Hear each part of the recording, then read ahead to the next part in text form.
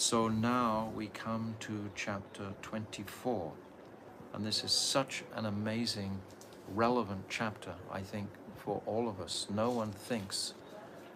I don't think anyone thinks, oh, I'm chanting so nicely. Does anyone think they're chanting so nicely? Everyone feels some shortfall because unless there's some motivation, some greed to improve and do better, then the path becomes static. But actually the path, we here understand, is ecstatic. It's always evolving, getting sweeter and sweeter. So all of the devotees want to improve their chanting. And this Nam Aparad, this chapter is going to deal principally with the 10 offenses. 10 offenses we need to have either printed out or close to us when we're chanting, and regularly refresh again and again. Because if we're constantly making offenses, then nothing is going to really be successful on this path. The offenses have to be purified. Okay, so we start from, we've already discussed this remarkable chapter 23, all the Siddhantic quotes, and I've posted one audio, I think we've posted it, that of all these verses, just to hear in a stream, and the effect on the consciousness, hearing these verses again, making the prominence of Nam so explicit that there is not anything in the three worlds that is as auspicious as chanting Harinam. Nothing. So the intelligent man will devote his whole life to chanting and improving his chanting. So this chapter is going to give us the key to how to improve our chapter. So chapter 24, Prameya Nam Aparad. Vrajanath and Vijay Kumar I think you have to move a bit closer. were extremely happy to learn the glories of Sri Nam and Nam Shvarup Tattva. Everyone can hear clearly? You can just give me a message. When they arrived home, they chanted 50,000 names on their Tulasi Mala without offense. And by this chanting of Sulanam, they received direct experience of Krishna's mercy. So we see here, Bhaktivinoda Thakur, we've said many times, is giving us the example of Brajanath and Vijay Kumar, Dham Basis with great qualification. So this is possible for us. We see how they are practicing, so we want to take inspiration from this. Okay, that's good. It was late at night when they finally took rest. When they rose the next morning, they discussed the events of the previous night and became very blissful as they expressed their own realizations. They passed the day in bathing in the Ganga, worshipping Krishna, taking Harinam, performing Kirtan, studying Dashamula, reviewing Srimad Bhagavatam, and performing Vaishnav Seva and Bhagavad Prasad Seva. So these are the activities that the devotee has an opportunity to perform every single day. And I said last time in the end of the last chapter we were talking about that whatever activities you do in this day, you're going to get the benefit of that the next day, or the converse. There'll be some detriment. If we've abused our time, then that will show up the next day in our focus of chanting and reading, etc. But if we've really utilized our time nicely, then that will bear fruit the next day very easily. So here we see the example Bhaktivinoda Thakur is giving us.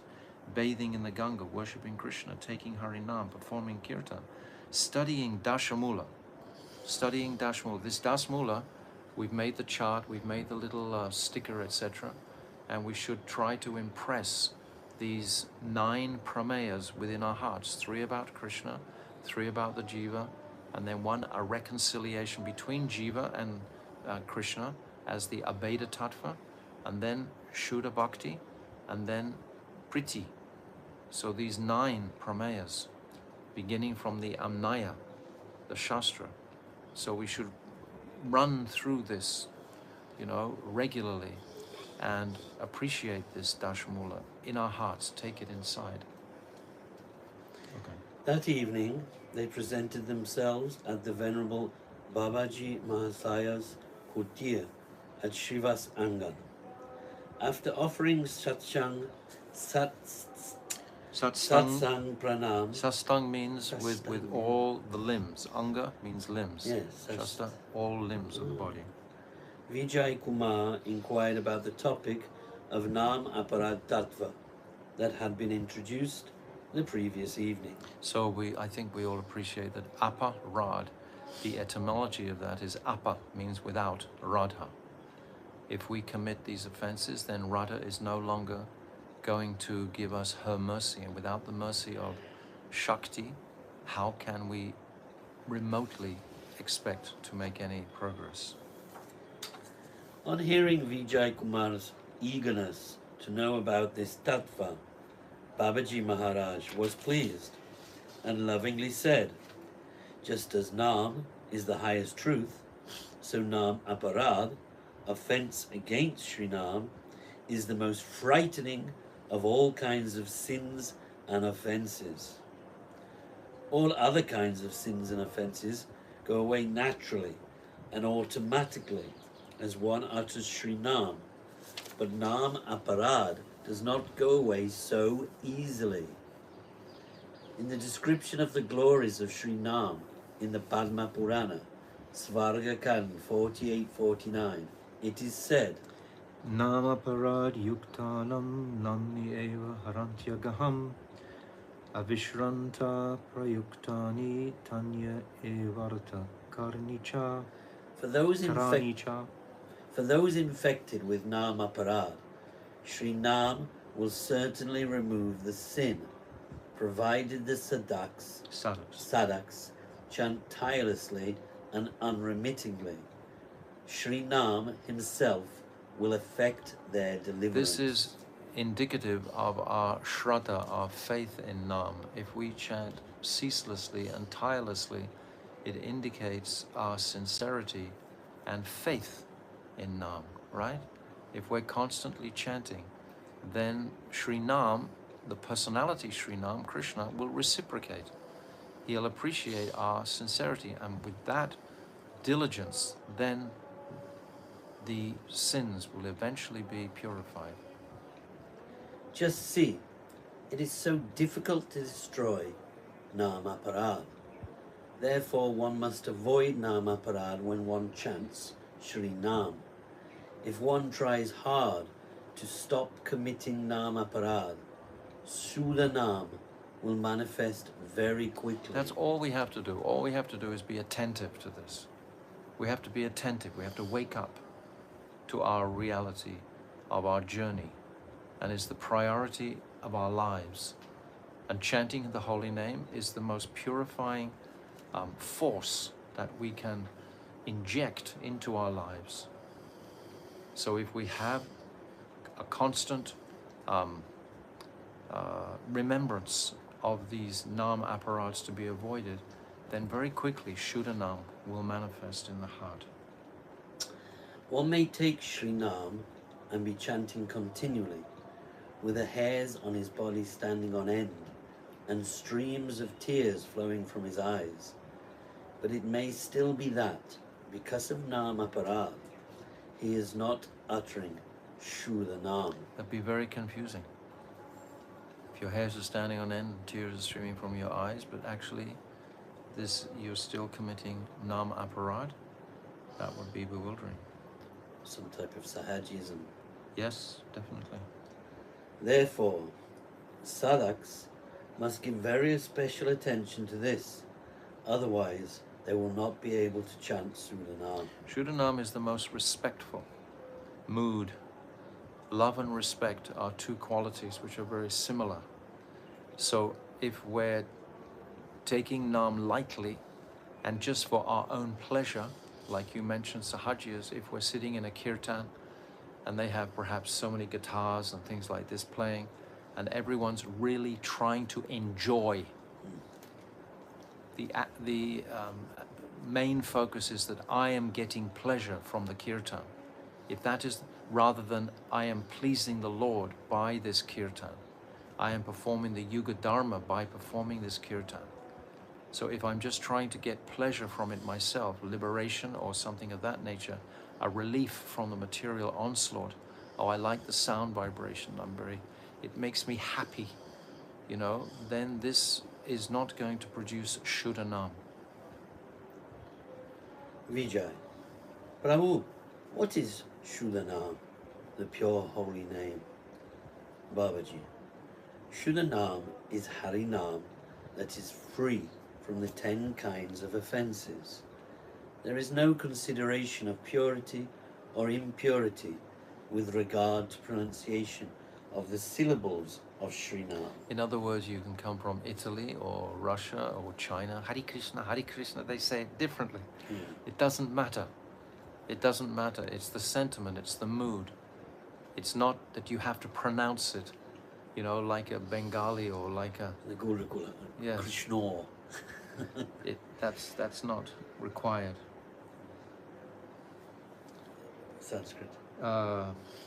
Namaikam yasya vachi smaranam pata gatam stotra mulam gatam va sudam vishuddha varana vyavihita rahitam trayati eva satyam touch ched deha dravina janati loba pashana madhye nikshiptam syan afala janakam sigraham evatra vipra. Padma Purana, Swagakand 48, 60, 61. O best of Brahmanas, if only one holy name appears on the tongue, enters the ear, or arises on the path of one's remembrance, that Nam will certainly liberate one. The purity or impurity of one's pronunciation of the syllables of Sri Nam, Nam Akshara, in accordance with Vidi, regulation of Shastra, is not so important. That is to say, Sri Nam does not make such considerations. What is considered is that the real fruit of chanting will not come quickly if this all-powerful name is chanted in the interests of the body, house, wealth, material development, sons and family, or with greed for gold, women and prestige. In other words, it's the condition of the heart, the reality of the heart, which is considered most, not the reality of the mind or the educated mind. It's not about that at all. It's about, again, our sincerity in the hunger and greed to that mood of submission, that sharanagati. There are two kinds of obstacles or offences, ordinary and great. Sri Nam, that is chanted with ordinary obstacles, is Nam Abas, which awards its benefits some time later. Nam, impeded with great obstacles, is Nam Aparad. This Aparad does not go far away unless one chants Sri Nam constantly. Yes, sometimes, once a devotee said to me, oh, I don't want to chant too much because I'm committing so many offenses, so I'm committing more offenses by chanting more. No, incorrect. Sanatana Goswami, he also says that to improve our chanting, we should chant more. Sometimes devotees make an excuse. They say, well, I won't chant so much, but I'll chant with quality. And Sanatana Goswami, he says, actually, however you chant, you're going to chant the same. You might be thinking, I'll just chant 16 with quality, but you'll end up by chanting those 16 exactly the same as you would if you chanted 32 or 48. It'll come back to the same rhythm. So that's not a reason not to chant constantly. Vijay, it seems to me that the sadhak should know about Nam Aparad. Please be merciful and tell us in detail about it. Babaji, this is a very deep and essential... There is a very deep. There is a very deep and essential analysis of the 10 kinds of Nam Aparad in the Padma Purana. Satam Ninda Namaha Param Aparadam Vidhanute. Yata Kyatim Yatam Katam Usahate Tu Tad Vigraham. 1. Criticizing or blaspheming saints and great bhaktas increases terrible offences towards Srinam. How can Sri Krishna tolerate blasphemy of great souls who are devoted to Srinam and who preach the glories of Sri Krishna Nam in this world? Therefore, the first offence is to blaspheme the bhaktas. So Babaji is going to go through each of these throughout the chapter, so we won't linger on each of them now. Shivasya Shri Vishnu Ya Iha Guna Namadi Sakalam Diya Binam Pashyut Sa Kalo Hari Namahita Kara. 2. In this material world, Sri Vishnu's name, form, qualities, pastimes, and so on are all auspicious for all beings. If one considers them to be material phenomena and different from Sri Vishnu himself, this is detrimental to one's chanting of Sri Harinam. It is also Nama Parad to believe that Shiva and the other Devas are independent and equal with Sri Vishnu. The other offences are Guru Avagna, to disrespect Sri Guru, who knows Nam Tattva, by considering him an ordinary mortal human being with a body made of the 5 material elements. Shruti Shastra Nindanam, to blaspheme the Vedas, the Satavatas, the Puranas, and other Shastras. Artavada, Yes. to think that the glorification of Sri Harinam in Shastra is an exaggeration. Harinam Kalpanam. To interpret Sri Harinam in a mundane way, or to think that Nam himself is a product of the imagination. Namno Balad Yasya Hi Papa Buddhiya Na Vidyate Tasya Yamaya Hi Shuddhi. It is certain that one who is engaged in sinful activities on the strength of Sri Nam cannot be purified by artificial yoga practices such as Yam, Niyam, Dhyana, and Dharana. Yama Niyama and Dharma. Dharma Vrat Tyaga Hutadi Sarva. Shubha Kriya Samyam Api Pramada. It is an offense to think that rituals and pious material activities such as Dharma, Vrat, Tyag, and Hom are equal or even comparable to Bhagavan's Sri Divya Nam, transcendental name. Ashradane Vimukhe Pi Ashrinvati Yash Chopadesha Shiva Nam Aparada. 9. It is Nam Aparad to give instructions on auspicious Sri Nam to those who are faithless or averse to hearing Sri Nam. Shruti Pi Nam Mahatmya Ya Priti Rahato Naraha. Aham Mamadi Paramo Namami Sopi Aparade Krit. 10. One who is a Nam Aparadi, if, even after hearing the wonderful glories of Sri Nam, he does not show love or enthusiasm for chanting Sri Nam and clings fast to the material conception of I and mine, that is to say, I am this body composed of blood, flesh and skin, and things relating to this body are mine. Vijay, please make us understand all of these offences by explaining each slok completely. Babaji, the first shlok describes 2 offences. It is a great offence to blaspheme, censure, or disrespect bhaktas who have completely given up materially motivated practices such as karma, Dharma, Jnana, Yoga, and Tapasya, and who, with an exclusive mood of devotion, have taken shelter of Bhagavan's Sri Nam. Sri Harinam Prabhu cannot tolerate blasphemy of those who preach the factual glories of Sri Nam in this world. One should not blaspheme those bhaktas who are one-pointedly devoted to Sri Nam. Instead, one should accept them as the best of saintly persons.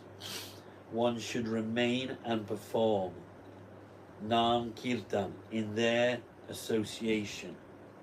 One will certainly attain the mercy of Sri Nam quickly by doing so. So we have to be very, very attentive to this first offense. Essential. In devotee communities, it's very easy to start gossiping about others, etc. But we should know how much that will erode our chances of connecting with the Lord. So we must be so diligently careful for this. Basically, the devotee has to know these 10 offenses, and he has to be considering these 10 offenses. Although, while we're chanting, one time we were in Australia, and a devotee, he asked Srila Gurudev, should we be thinking of our apparats while we're chanting? And my Gurudev jumped, and he said, never. He said, if you think about your apparats, more will come. But at the same time, if we're committing apparats, we have to purify those apparats. So in both instances, we have to be careful. Not that we just focus on ourself and all our various insufficiencies, but we are aware of these 10 specific apparats to the name. And we diligently, resolutely decide not to go that route. And with that sort of determination, we can do that. But we have to wake up to the fact that we're committing these apparats. That's why we're not chanting Shuddha Nam. Vijay. Now we can understand the first offense clearly. Kindly explain the second offense. Babaji. The second offense is mentioned in the second part of the first shlok, and it has been explained in 2 ways. The first explanation is that it is an offense to Sri Nam to consider that Sadashiva and other leaders of the Devas are independent of Sri Vishnu. Because we see that particularly in Indian society and culture, they worship a demigod on every single corner, looking for relief or mukti, liberation, etc. But if we're having that sort of belief, instead of focusing on Krishna, then that's not going to achieve the goal. According to Bahu Ishwaravad, where am I? Okay.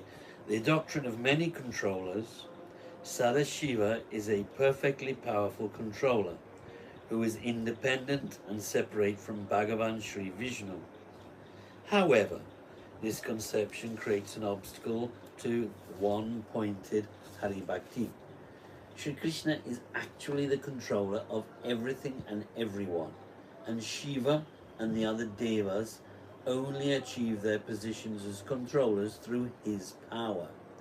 These Devas have no separate power of their own, and it is Nam Aparad to perform Hari Nam, thinking that they do. if you think that they do, then you're just remaining in this material cosmos as we understand it. We can't actually go across the Viraja River. We can't go into transcendence if we're believing that the Devas can actually help it. Brihaspati, we've said many times, he's described as being Brahman realized. How can he take us into that transcendental realm of Vrindavan, or even Dwarka or Mathura, or even Vaikuntha? They'll get stuck in the Brahman. So we must be cautious with that. The second explanation is that it is also an offense to Sri Nam to consider that the all-auspicious intrinsic Svarup of Sri Bhagavan's names, forms, qualities, and pastimes is different from Bhagavan's eternal, perfect form, Vigraha. Krishna's intrinsic nature, Krishna's name, Krishna's qualities, and Krishna's pastimes are all transcendental and non-different from each other. One should perform Krishna Nam Sankirtan with this knowledge and realization. Otherwise, there will be an aparad, offense made to Srinam. Thus one should perform Krishna Nam after first comprehending Sambandha Gyan. This is the process. So this is where we came. The first 10 chapters were all about Sambandha Gyan, connecting our relationship clearly. The jiva is infinitesimally small, and Krishna is Purna, complete, Vibhuchit. And again and again and again, different examples of this truth, this Sambandha Gyan. Without this Sambandha Gyan, we're calling the name of Krishna, Krishna, Krishna. If we're not cognizant of what we're actually doing when we're saying, Hare, Sri Radha, Krishna, I'm calling their names. But if we're not convinced of our connection or our relationship with them, how will that possibly bear fruit? It'll just be like ritualistic, mechanical, because we have another desire. We have a desire for something in this material world rather than the spiritual world. Hare Krishna, I have a question. We Sadashiv, it means material in our universities. Yes. Because Sadashiv usually it's... No, there's 4 types of Shiva. There's Gopishwa, there's Sada Shiva, that's in the spiritual world, and then there's Shambhu, and then there's Rudradev in this world. But he's called Shiva generally.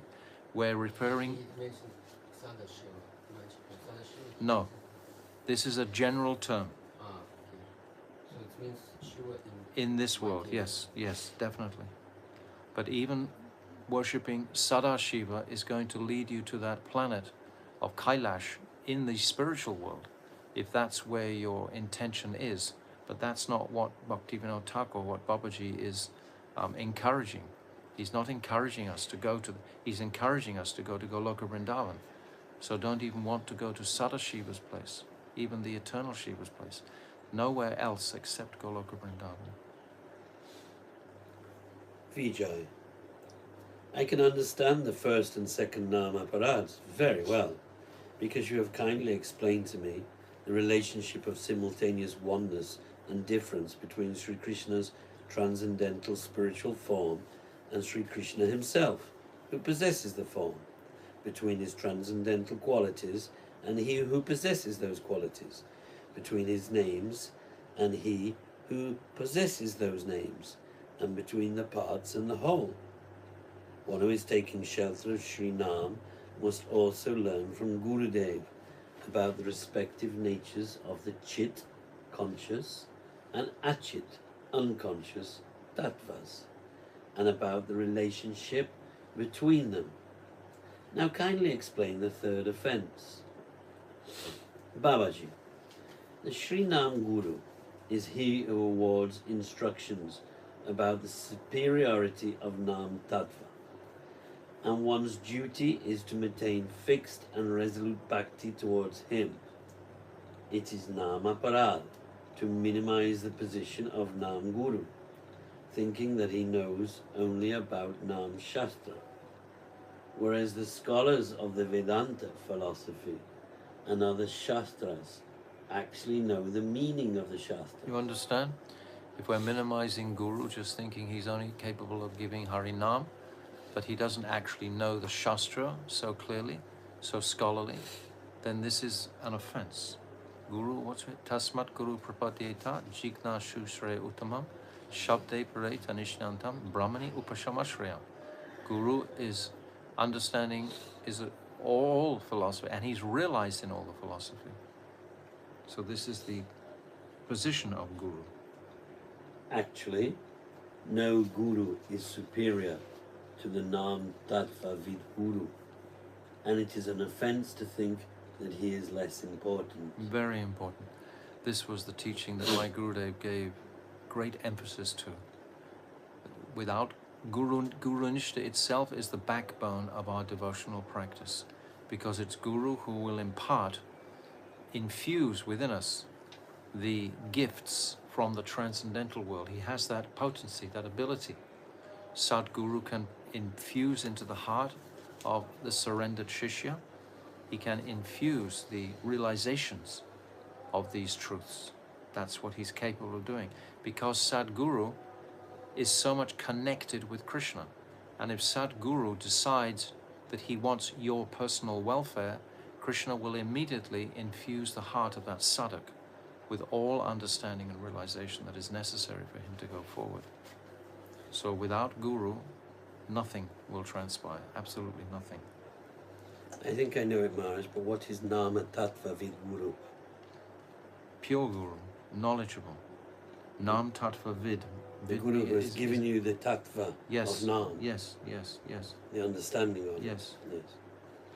Yes. Vijay, Prabhu, I am assured of well-being if I can maintain pure bhakti towards you. Please explain the fourth offense. Yes, he's acknowledging that his nishta in his Guru. Vijay is acknowledging his nishta in Raghunath Das Babaji, his Guru. Babaji, there is a special instruction in the Shruti regarding the ultimate goal. There, the glories of Sri Nam are declared to be the foremost of spiritual processes. Om Asya Janato Nam Chid Viviktanas Mahaste Vishnu Sumatim Bhaja Mahe Om Tat Sat. O Sri Vishnu, one who chants Sri Nam thoughtfully and properly will not be confused and disturbed in his bhajan and other regulative practices. In other words, when one accepts Sri Nam, there is no question of the place, time, and person being favorable or unfavorable, because Sri Nam is the all-illuminating personified form of knowledge and the supreme knowable object. Therefore, we offer our prayers to Sri Nam.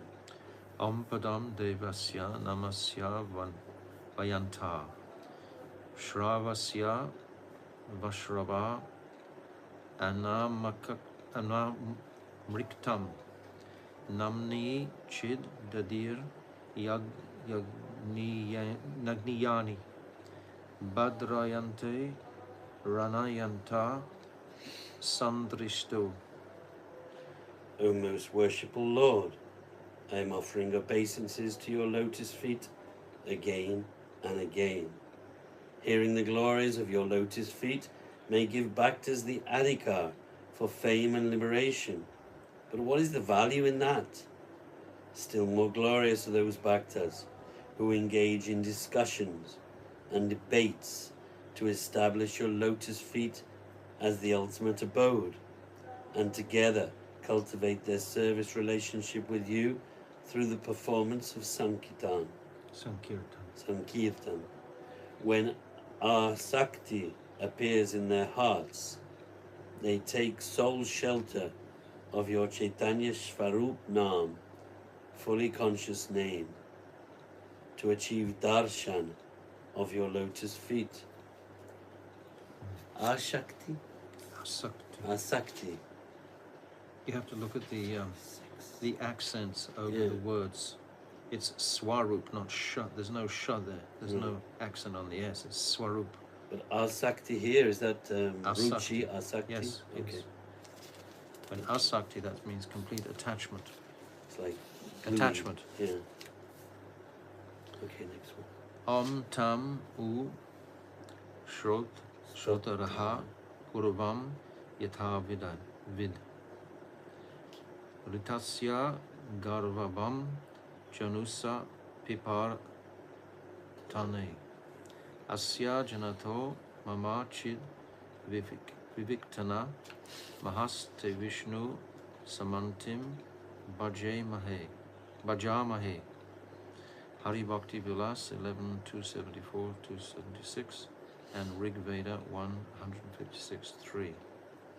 The letter U indicates utter astonishment that we cannot make our lives successful by performing kirtana of Sri Krishna as you do, glorifying that supremely renowned primeval and complete Tat and Sat reality, Pad Artha.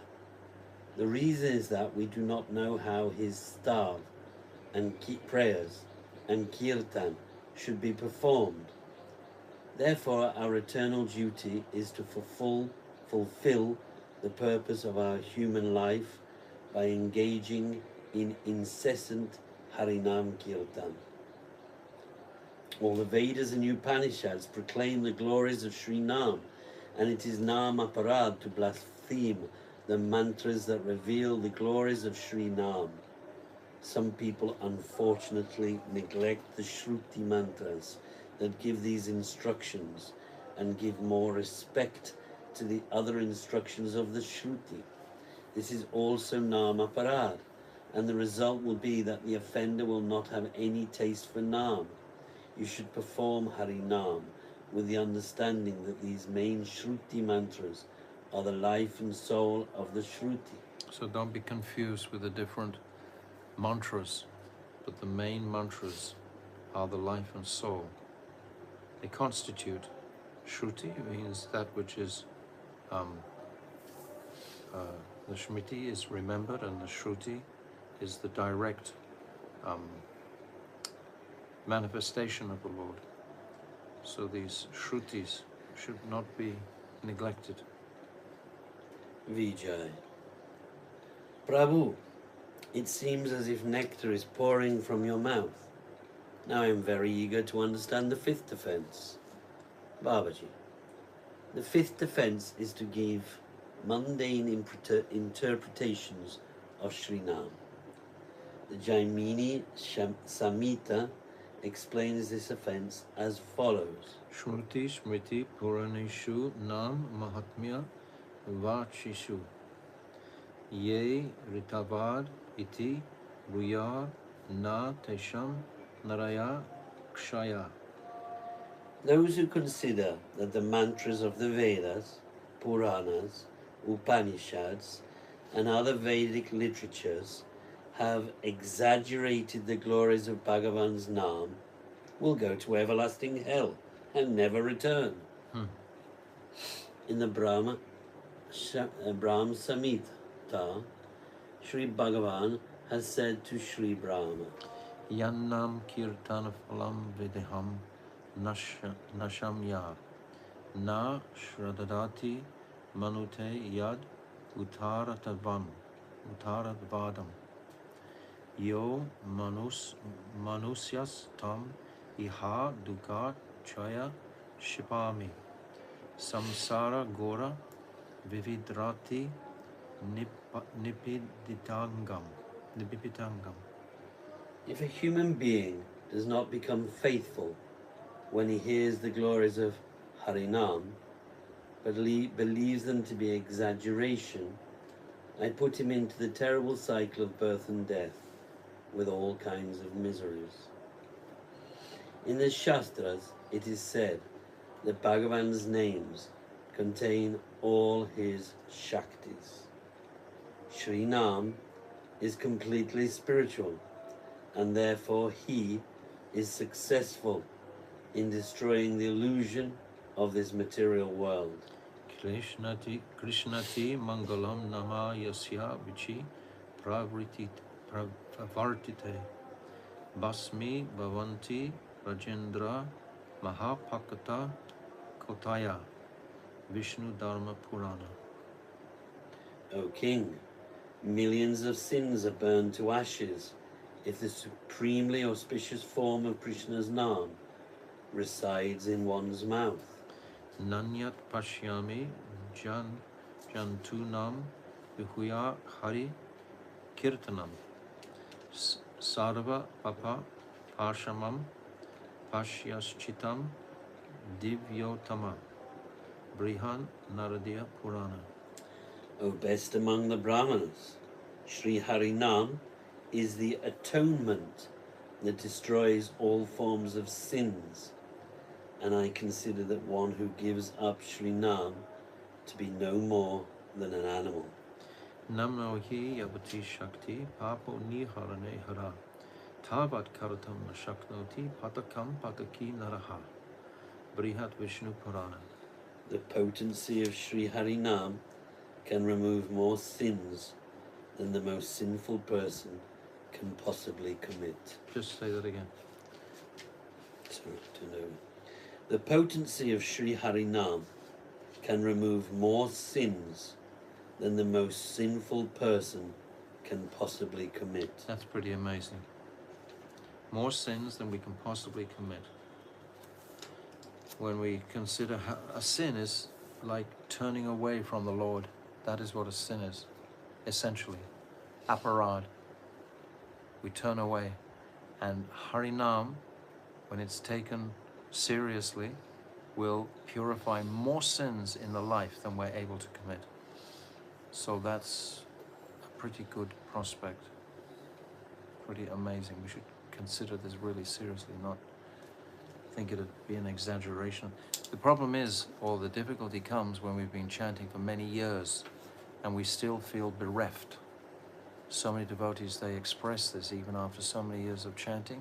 They're not feeling connected. They're not feeling that their chanting is actually being progressive. And this is because of these apparatus. Different apparatus according for different individuals will be breaking, will be making mistakes like this. But the consistent, continuous chanting is what is going to bring the benefit. It must be steady and it must be continuous. What's that? Krishna Kirtana Gana Namanatipi. We sing the Sad Goswami Astakam again, the first line. The Goswamis were constantly immersed in chanting. Constantly. So Babaji will explain how to be constantly immersed in the chanting. This will be explained in the chapter. Continue. All these glories. All these glories of Sri Nam are the supreme absolute truth. But when people active in karma and gyan hear them, they concoct explanations to protect their own activities. Isn't this true? Yes. We just make excuses, to ourselves and convince ourselves that it's not so important to be spending our prominent hours in the day in diligently chanting, that there's something in the karmic realm that I want to achieve, or something in the gyan realm that I want to achieve. So this is an aparad, and this is tragic for us. Their explanation is that the glories of Sri Nam mentioned in Shastras are not really the truth, but are exaggerations intended to create a taste for Sri Nam. In other words, they're making an excuse. It's indicative of their insincerity. They're trying to make an excuse to themselves so they don't have to chant so much. Namaparad will prevent such offenders from getting a taste for Harinam. You should perform Harinam with full faith in the statements of the Shastras and never take the association of those who give mundane explanations. Furthermore, if they unexpectedly appear before your eyes, you should take bath with all your clothes on. This is Sri Chaitanya Mahaprabhu's instruction. Jai. So we'll stop there. But these are very deep offenses for us to consider. And I would encourage everyone to read regularly these explanations of these offenses and to imbibe them deeply into their personal lives and consider where are they going, why are they not chanting Shuddha Nam? We have to really, really give it focused attention. If we just keep running on and not chanting properly, then we'll get nowhere, we won't reach that focused attention. My Gurudev once said there was a There's a young, famous disciple of my Gurudev in Vrindavan. She was with Gurudev as a young girl. And she would always have her japamala wherever she went. She would always be chanting. And actually, if you live in Vrindavan, you'll notice that all the devotees always have their japamala all the time. They never are without their japamala. And my Gurudev has given clear reason for this, that Shuddhanam can develop, can descend at any moment. We are never sure when Shuddhanam will come. We can be buying some vegetables and Hare Krishna, and all of a sudden Shuddhanam can come. And we only need that glimmer once or twice to get the sanskar of the reality of Shuddhanam. What does it taste like? What is it like when Shuddhanam actually comes? And that will give us the confidence and the shraddha, the strength to always be attentive to our chanting diligently. The chanting is the backbone of our practice, and it's so simple to perform. There's no strict restrictions anywhere, as we've already explained. But this Nam Aparad is so important to understand. This chapter is incredibly powerful to hear repeatedly again and again, to read, absorb ourselves in again and again, to try to increase our focused attention on who is that Krishna that we're calling? Who is that Radha? What is that meeting and separation that they're performing? How can I should be trying to become immersed in this sound vibration, knowing conclusively, according to Shastra, as we're reading here, where it will actually carry the consciousness to pure transcendence out of this material world. We have to be utterly, utterly, utterly convinced. This is why he's giving so many Shastric quotes in the last chapter and this chapter, again and again. Shastra is packed with confirming the efficacy of this Harinam, the importance of this Harinam.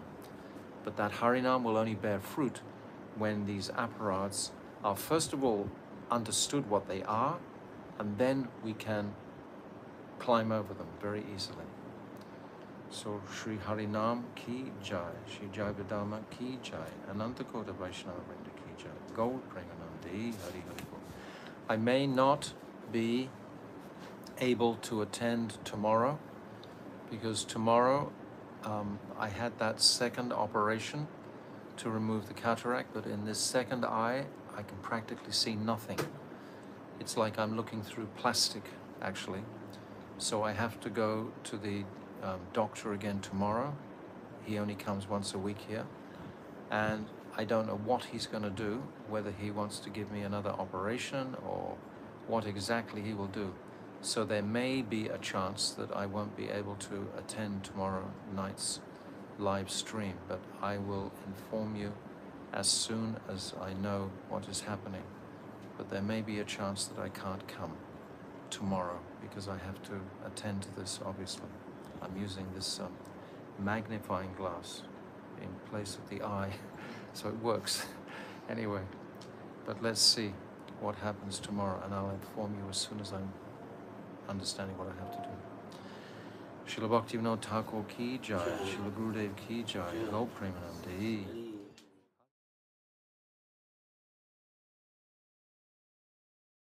So now we come to page 546, and yesterday we completed up to the 5th offense. So scrolling through from the first offense to blaspheme the devotees who have dedicated their lives for the propagation of the Lord, and then to consider the demigods on an equal footing with the Lord. Think about it. Demigods themselves think they're on an equal footing with the Lord, even though they serve Lord Vishnu, but their aspiration is the Brahman realization. Many examples of that. And then disobeying the orders of the spiritual master, the third offense, is Guru Avgyan, Avgyan, Avgyan. See? Guru Avgyan. This third offense. Just trying to see.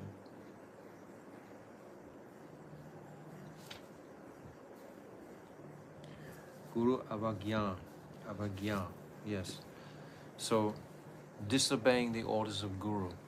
Guru will never give us any order that he knows we're not capable of following. Guru understands us more than we understand ourselves. Guru has a mission to bring Mahaprabhu more prominently into this material world, to purify many jivas. So he has to engage those jivas in activities that they are most suited for and inclined towards, that they have the adhikar to perform. He won't give us something beyond our capacity. Never, never and never. If Guru is Sadguru, if Guru is pure, he will be looking only for the welfare of that Jivatma. But of course, Guru does have his clear mission in supporting the mission of Chaitanya Mahaprabhu, the mission of Rupa Goswami, the mission of our Guru Varga. So he is supporting that mission, and he is going to involve and engage us in supporting that mission. And he's going to give us such affection, but he'll never give us something that he knows we're not capable of doing. That would be absurd. And then to criticize the Shastra and think it's exaggeration, that the holy name is, these glorifications are exaggerated. So that is the fourth offense. And then the fifth, to give some interpretation of the holy name, to give another interpretation of the holy name. That's the fifth offense. Now we come to the sixth offense, to consider the divine qualities of Sri Nam as imaginary. So we're halfway down, page 546. So where are we? So at the end of Vijay has just been speaking here, and he says something very interesting. He says, Vijay, Prabhu, it appears difficult for householders to chant Shuddha Harinam because they are always surrounded by offensive people who are not at all devotional. It is very difficult for Brahman Pandits like ourselves to have satsanga. Prabhu, please give us the strength to give up bad association. So this is not a question. He's asking a question and he's answering it simultaneously. The answer is to take shelter of Guru, to surmount these difficulties, whatever our unique individual difficulties are. Call on Sri Guru. The more we call on, the more we depend on Guru, the more Guru will feed us this divine infusion of our clear focus of our goal. And as soon as we start to remember the goal, to perceive the goal, to hear about the goal, the pastimes of Radha and Krishna, the pastimes in Vrindavan, this Tannama Rupa Charitadi Sukirtano Shmitya Kramana Rasana Masijyoja Tishtem Braje Tanuragi Janugami Kalam Nayam Akilam Iti Upadesharam.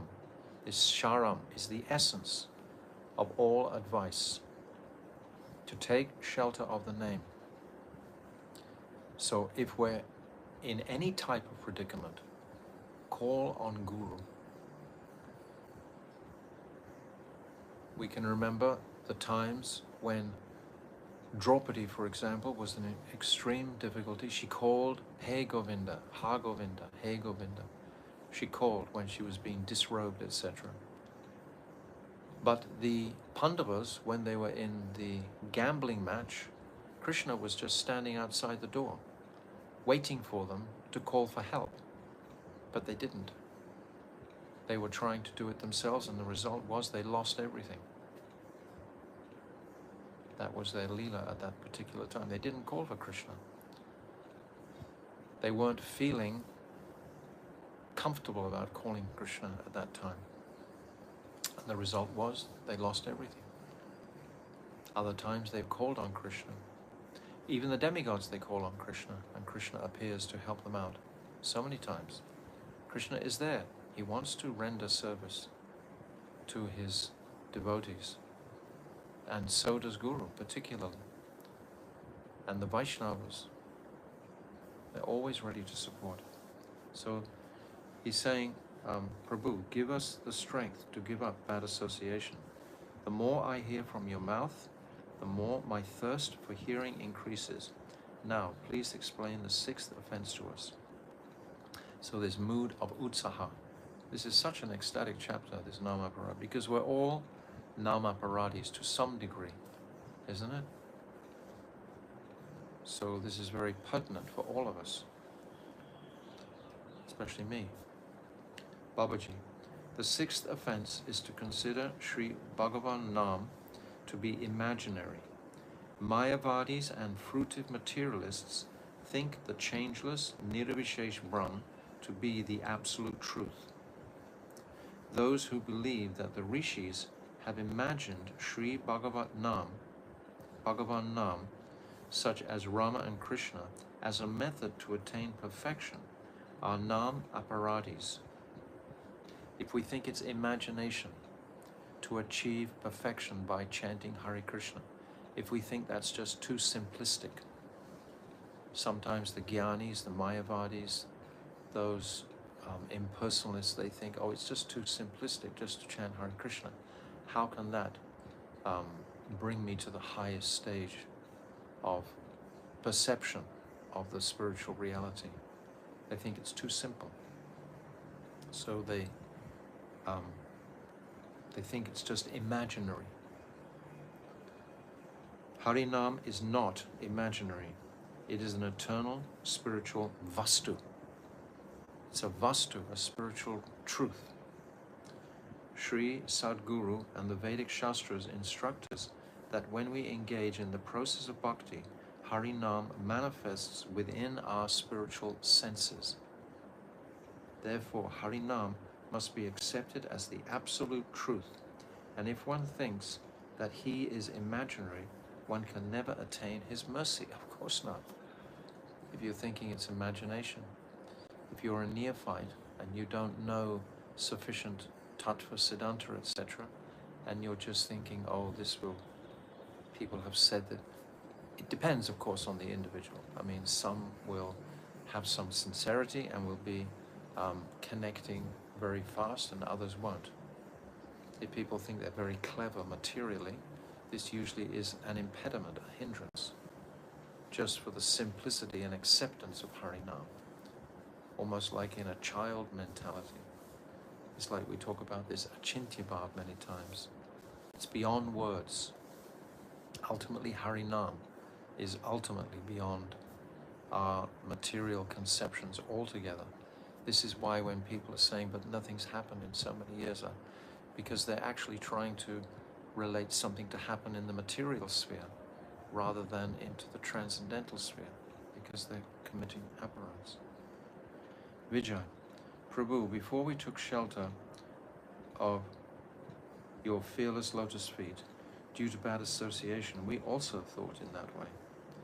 Now, by your mercy, in other words, Bhaktivinoda Thakur is putting this in here like we're all like that previously. We were all previously Mayavas, and we're gradually purifying ourselves of that Mayavad contamination. Mayavad means I want to be the enjoyer here in the material world. As long as we want to be the enjoyer here in the material world, we'll have to stay here in the material world. It's logical.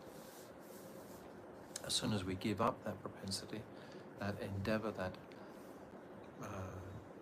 hard work, so to speak, to achieve some comfort zone here, as soon as we give that up, submissively surrender at the lotus feet of Sadguru and Krishna simultaneously.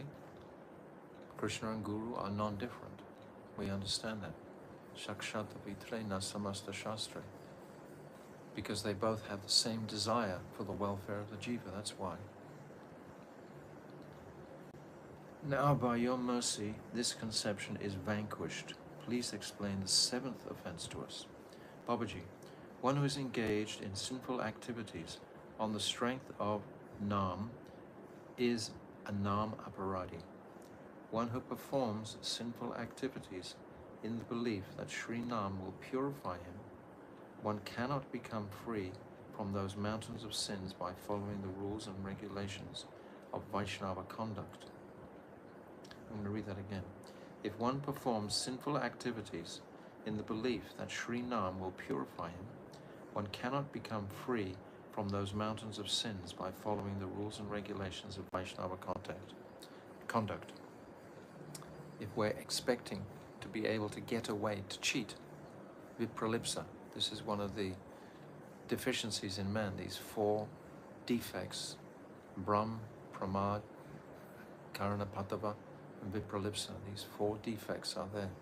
And cheating is very prominent, especially in Kali Yuga. We're looking to cheat Krishna, to cheat the process, to think we can suddenly leap ahead.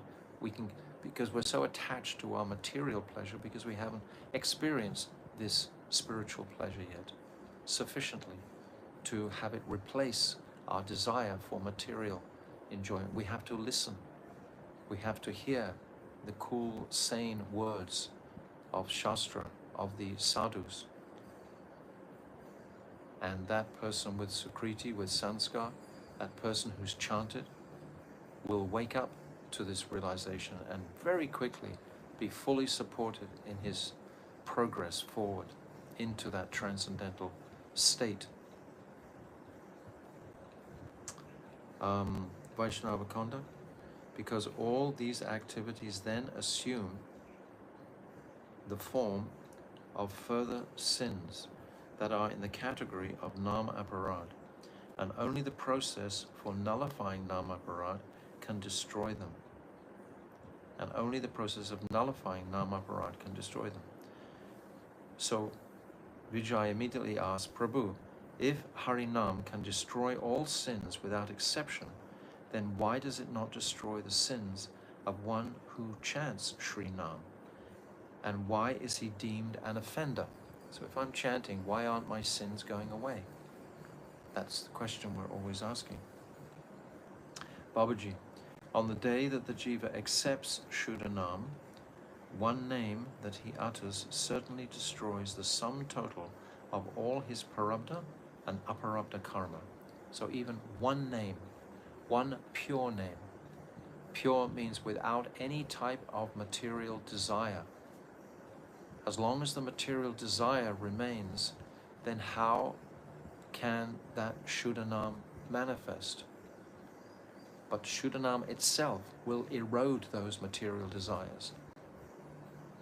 I can remember practically, I heard from one devotee one time that while we're chanting, if important thoughts come into our mind, so to speak, that activities that we have to attend to in the day, just write them down.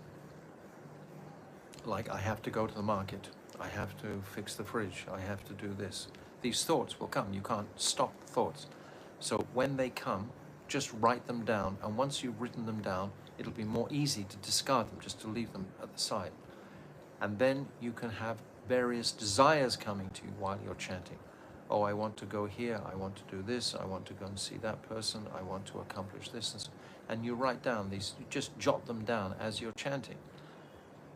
And I was doing this, and I realized, and then at the end of the chanting, I was looking at the list of the things that I thought that I had to do, and actually there was only 1 or 2 things that I really was essential that I had to do. And I realized that the other things were just transitory, and I didn't need to attend to them. So it's just an example of how Nam itself can take away these material desires that we think we must do this and we must do that. Even the desire for our material welfare is greatly minimized by the more we chant. The example, or the extreme example, is Srila Bhaktisiddhanta Saraswati. He wouldn't stop chanting even when the roof was leaking. He just put up an umbrella when he was chanting those billion names in Mayapur. And he didn't bother to get the roof fixed. You know, it wasn't a major consideration. He had an umbrella, so what was the problem? He was sheltered from the extreme rain and so on. But that's an extreme example. But at the same time, it's a fact that our material desires drop away with our increased chanting, because the material world doesn't hold so much prominence for us anymore. It's a fact. I'm talking about weeks and weeks of chanting nicely. But each individual will come to their own conclusions about these things. Babaji, on the day that the jiva accepts Shuddhanam, one name that he utters certainly destroys the sum total of all his parabdha and aparabdha karma. And through the second name, prem will arise. Those who chant Shuddha Harinam have no desire to perform even pious activities. That's what I'm saying. We don't even desire the pious activities. The result is sukarma, is favorable, auspicious karma. We read in Venu Gita how the gopis, some of the gopis who were held back, they had to purify their Shuddha karma, or their sukarma, these good credits that's still binding us to the material world. Those who chant Shuddha Harinam have no desire to perform even pious activities, and what to speak of their maintaining Papa Buddhi, a mentality that I shall commit sin and then chant Nam to exonerate myself from that sin. How horrible. Don't ever think that. Thinking, oh, I'll do something completely opposed to Krishna. I'll just, like a frivolous activity, and then I'll go and chant, and then I'll be purified of that sin. Rubbish. Direct cheating. I mean, right in your face cheating, isn't it? Isn't it? You have to think about it. I shall commit sin and then chant Nam to exonerate myself from that sin. A person who has taken shelter of Sri Nam will never commit a sin. Yes. We know that sin ultimately we've spoken about is turning away from Krishna, that vimukh. When I turn away from Krishna, that is the biggest aparad. All these aparads are indicating that. Aparad, without radha, turning away from Krishna. A person who has taken shelter of Sri Nam will never commit a sin. However, it may be that a sadhak only utters Nam Abbas and not Shuddhanam because of some remaining Nam Aparad. The sins that he performed before chanting Nam Abbas are being destroyed, and there is no taste for committing new sins. Nam Abbas also very slowly destroys whatever sinful karma remains because of previous practice. Sometimes he unexpectedly commits new sins, but they also go away because of his Nam Abbas. However, it is Nam Aparad to take shelter of Sri Nam and then engage in sinful activities, thinking, since the influence of Sri Nam destroys all my sins, certainly it will also destroy the sins that I am committing now. Horrific. Vijay, now kindly tell us about the 8th offense. Babaji, Sat karma refers to all kinds of dharma in the general sense, that is to say, varnashram, performing charity and other pious activities, observing vows, brata, and other kinds of auspicious activities, renouncing the results of all activities, sannyas dharma, and all kinds of yagyas, astanga yoga, and whatever else Shastra has defined as auspicious activities. Auspicious for what? Auspicious for my material sojourn? Whereas Bhagavan Sri Nam is transcendental to material nature. So this is putting it in the category that Bhaktivinoda Thakur says in the first verse of the Falshruti, that all these dharmas are deceptive. And only Nam is transcendental, whereas Bhagavan Sri Nam is transcendental to material nature. All these satkarma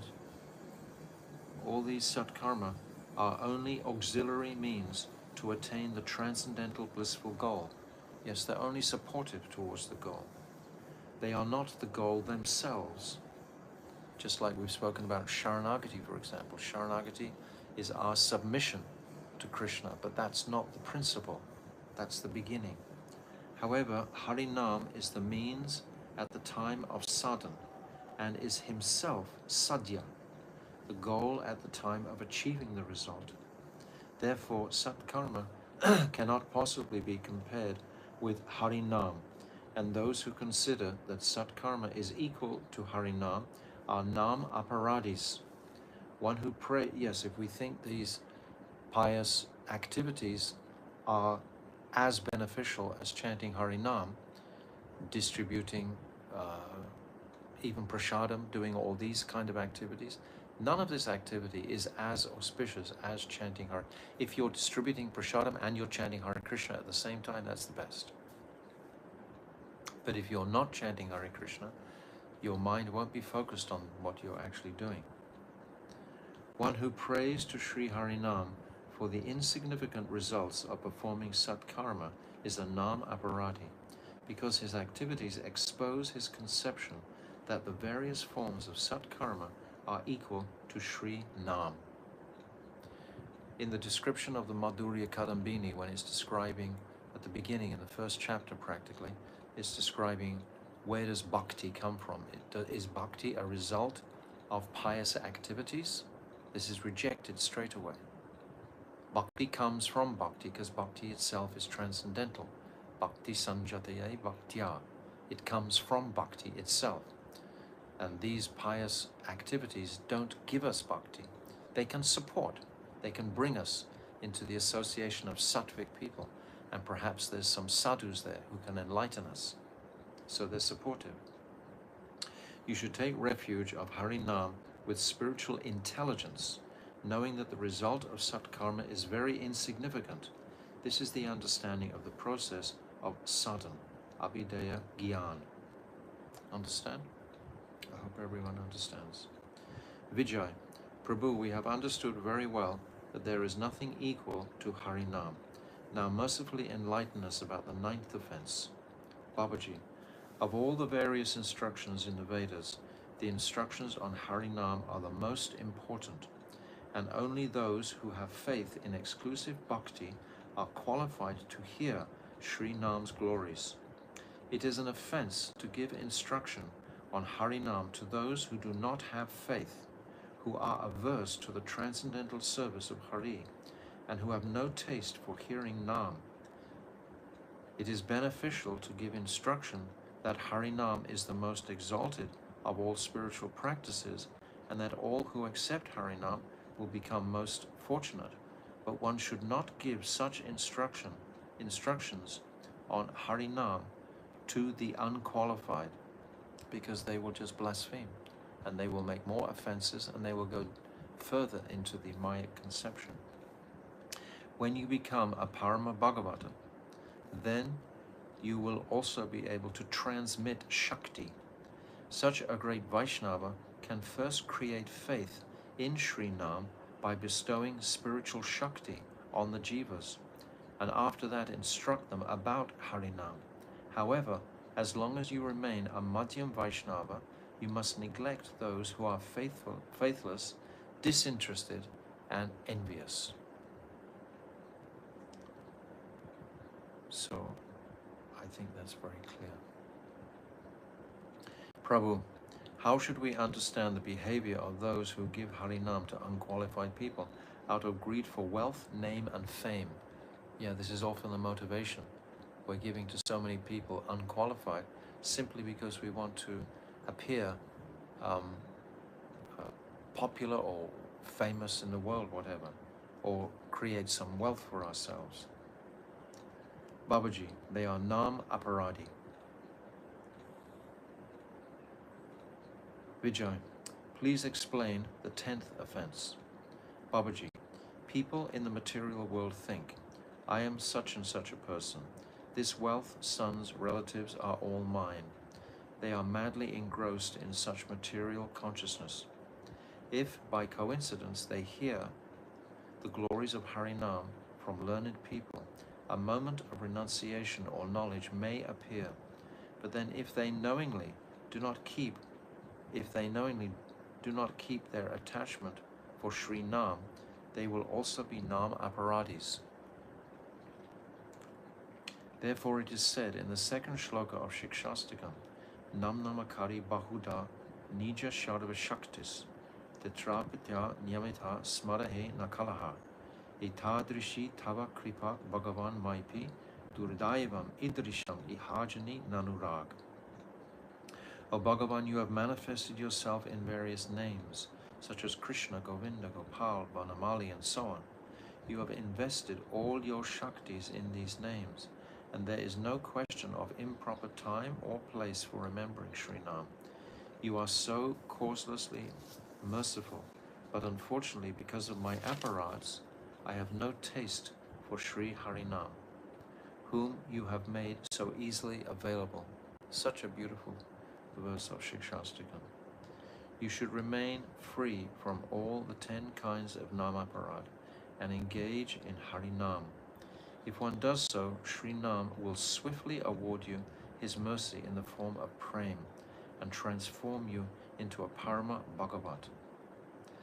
Vijay, Prabhu, I can now understand that Mayavadis, Karmis and Yogis are all offenders to Sri Nam. Since this is the case, is it proper for pure Vaishnavas to participate when many people congregate to perform Nam Kirtan? Very important point here. Babaji, it is not proper for Vaishnavas to participate in Sankirtan groups in which Nam Aparadis are prominent, and the lead singer is a Nam Aparadi. However, there is no fault in participating in Sankirtan groups in which pure Vaishnavas or general Bhaktas who are Nam Abbasis, just committing Namabas, are prominent. On the contrary, in such Sangha, there will be gain in the form of Anand in Nam Sankirtan. Now it is late. Tomorrow I will speak to you on Namabas. Vijay and Brajanath became ecstatic with Nam Prem. After offering prayers to Babaji Maharaj, they took his precious foot dust on their foreheads and returned home singing Kirtan. Hari Haraya Nama Krishna Yadhavaya Namaha. So this is the end of the 24th chapter. This chapter is so amazing, it's so powerful to awaken our caution in committing these aparats.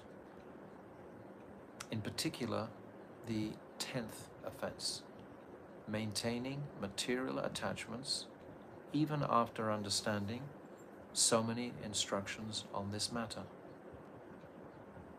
So all of us have to contemplate, introspect, meditate, and think, how much am I maintaining or prominently maintaining my desire for material happiness? That means ultimately my desire and goal is moksha. I know many devotees who consider that going back home, back to Godhead, is just the cessation of all material miseries. This is moksha. This is not going back home, back to Godhead. They think that because they haven't studied sufficiently, they haven't heard sufficiently about the glories of Vrindavan, about the glories of Goradam, about the glories of Chaitanya Mahaprabhu, they haven't taken the time and the trouble to immerse themselves in these prominent, incredible, ecstatic topics. Rather, they've been distracted, unfortunately, due to the weakness of mind, various anarthas in the heart. They haven't been able to bring themselves to a sober place of consciousness and realize the true transient nature of this material world. How flickering is this material, like a drop of water hanging on the leaf of a lotus flower. Any moment it will just drop.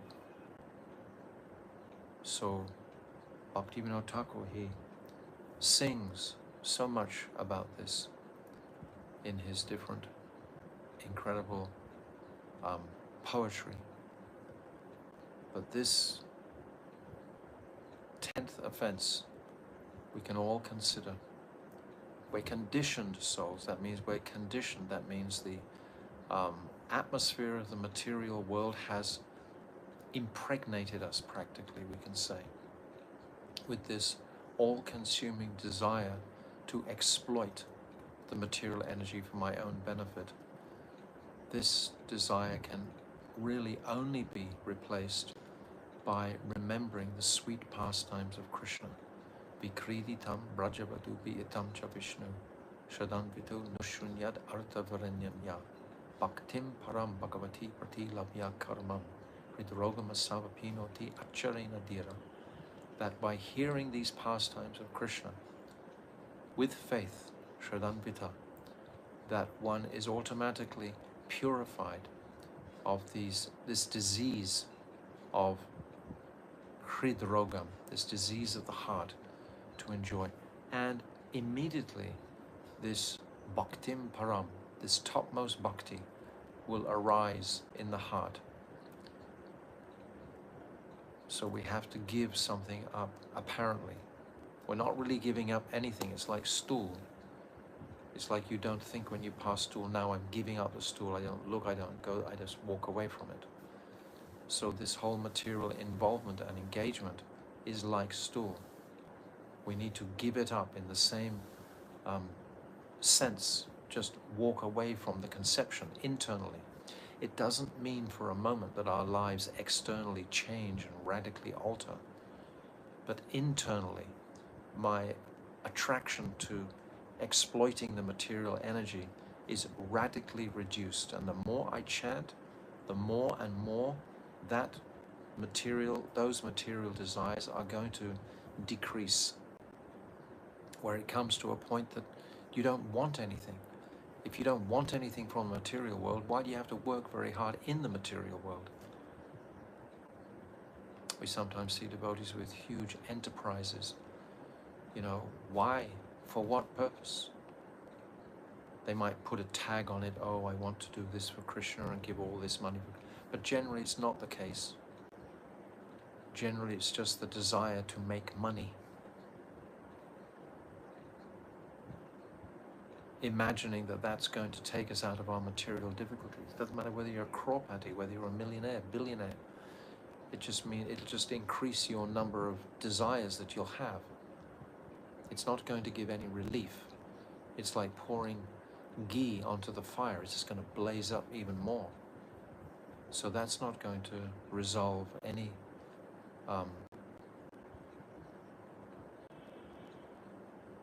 issue. So personally, I think this chapter on Namaparad is really significant, is really, really good, is really wonderful. We can go over it again ourselves and talk about it with each other, how to purify ourselves of these binding apparatus. We have to quickly come out of this. We'll come out quickly by chanting more. I said yesterday, Sanatana Goswami said, to improve your chanting, chant more. This will improve your chanting. Not chant less and then I think I'll do some quality rounds. No. Chant more, chant longer. Arrange your schedule in your time that you're able to spend more time with Nam. This is the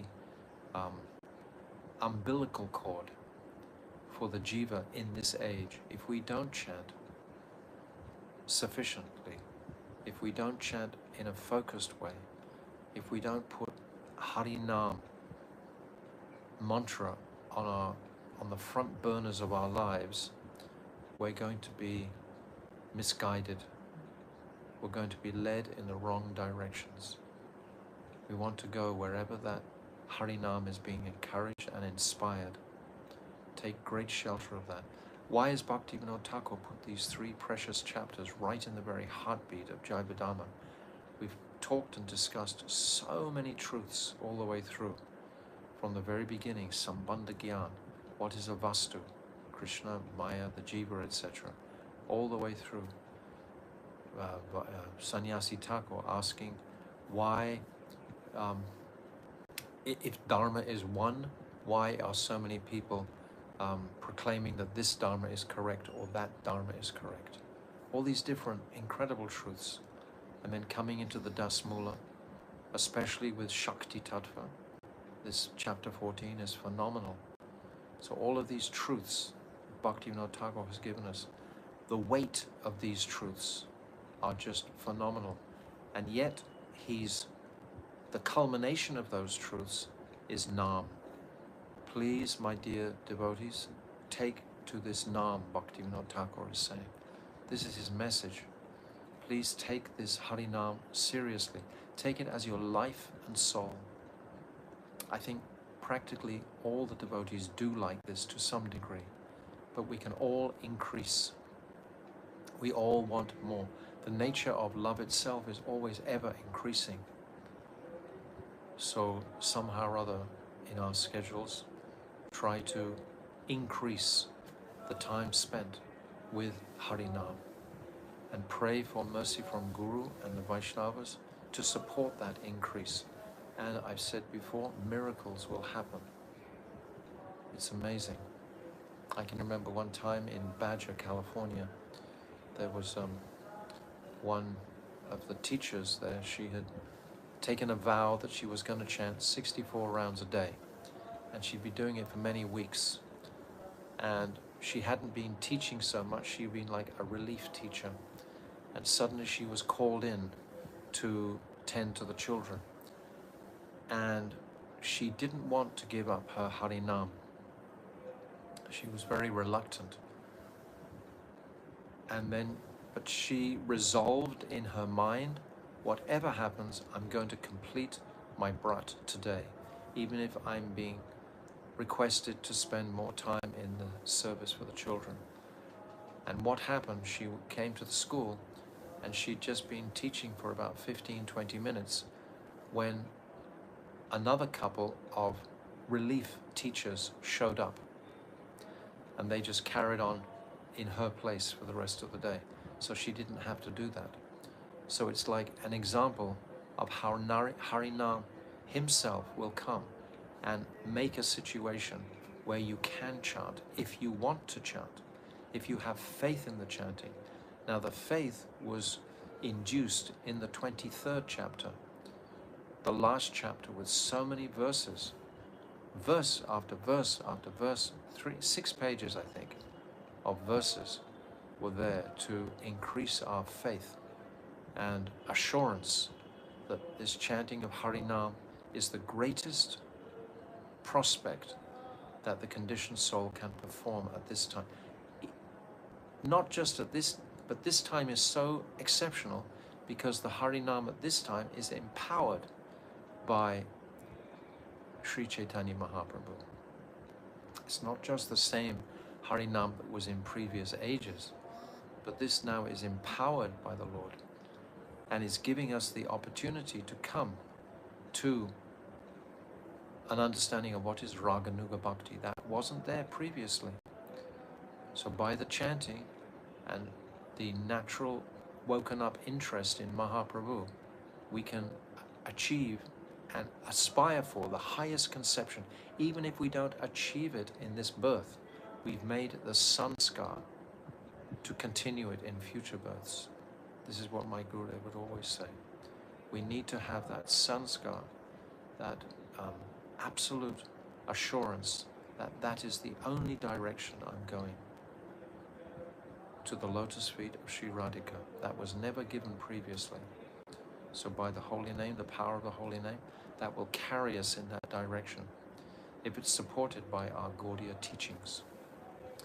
So Harinam Sankirtan ki jai, Harinam Japa ki jai, Anantakota Vaishnava Vrinda ki jai, Jai Vedama ki jai, Srila Bhaktivinoda Thakur ki jai, Nam Aparad Chapter ki jai, Gaur Premanande, Hari Hari Bol.